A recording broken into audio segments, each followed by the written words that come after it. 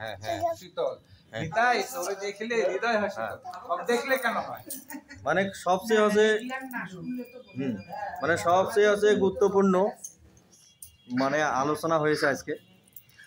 তাই এই যে আমাদের ওই যে মন মূর্ধন্য আর যন্তন্য না, তাহলে এইটা হচ্ছে ঠিক করার একমাত্র একটা হচ্ছে বাস্তব উদাহরণ যে আমরা হচ্ছে একটা যদি জলের বালতি থাকে আর ওই বালতির মধ্যে যদি আমরা হচ্ছে পরাগ রেণু, এই যে মধু বা পরাগ রেণু যদি ওইখানে যদি ফেলে দিই, পরাগ রেণুও কিন্তু হচ্ছে জলীয় পদার্থ, আর জলের যে বালতিটা আছে সেটাও হচ্ছে জলীয় পদার্থ।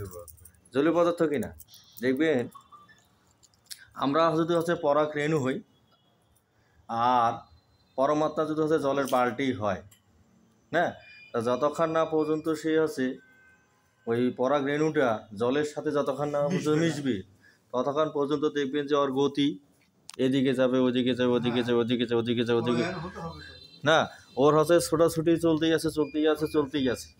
আর যখন আছে মিশে যাবে তখন আর কিন্তু ছোটাছুটি থাকবে না। তা সেই রকম আমরাও হচ্ছে ওই আমার মন সেই দিনেই হচ্ছে স্থির হইবে, মূর্ধন্য থেকে যন্ত্রণা সেই দিনেই হবে। রং লেগে যায় একবার, হ্যাঁ এটা কত সোজা কথা, যদি একবার রংটা লেগে যায় মনটা যদি রঙিন একবার হইছে, হ্যাঁ ওকে আর কেউ ফেরাতে পারবে না।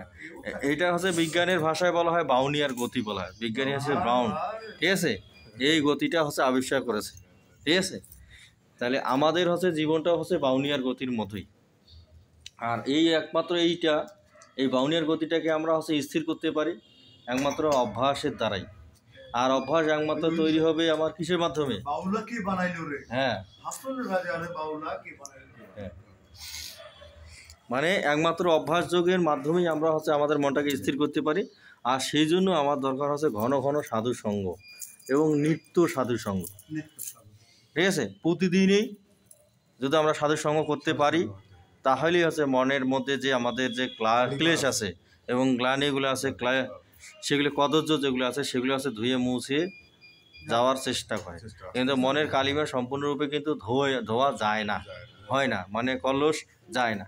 কারণ মানুষের সব কিছুই শুদ্ধ হয়, মন শুদ্ধ হয় না, বুদ্ধি শুদ্ধ হয় না, ঠিক আছে। হয় না বলেই আমাদের যে যারা শ্রীমদ্ ভগবদ্ গীতার 2য় অধ্যায় যে আছে সাংখ্যযোগ, না, সাংখ্যযোগের মাধ্যমে মানুষের হচ্ছে বুদ্ধি শুদ্ধ হয়, সাংখ্যযোগের মাধ্যমে বুদ্ধি শুদ্ধ হয়।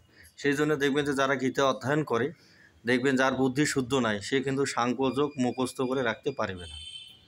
এবং যদি আমিও সেই জন্য হচ্ছে এই ঘোষণা দিয়েছি, মানে অনেক জায়গায় ঘোষণা দিয়েছি, কেউ যদি সাংখ্যযোগ মানে 1 মাস বা 1 বছর 5 বছর ও যদি মুখস্থ করে আমাকে বলতে পারে তাহলে আমি তাকে বাজারে যে গীতায় এসে যাবে তাকে সেই গীতা আমি পুরস্কৃত করি। আর যেই গীতায় চাইবে যে আমার কাছে ওই গীতাটা কিনে দিতে হবে, মানে ইন্ডিয়া থেকে হোক বা বাংলাদেশ থেকে হোক, তাকে আমি হচ্ছে গীতায় একটা উপহার দিব। এখন পর্যন্ত আমি এরকম কাউকে পাই নাই, ঠিক আছে। মানে গীতার সাংখ্যযোগটা কিন্তু খুবই মারাত্মক। এখন 2-1 আছে বোধহয় খুব ওখানে নাই, মানে ঘোষণা দিছি আমি আমার ফেসবুকে ঘোষণা দিছি এবং হ্যাঁ হ্যাঁ মুখস্থ করে আমার এক মামা আছে আমার বয়সী, হ্যাঁ, তাহলে নয় কিরকম মুখস্থ, খালি গীতা না, তার খুব অর্থনৈতিক অবস্থা খারাপ ছিল, বুঝলেন।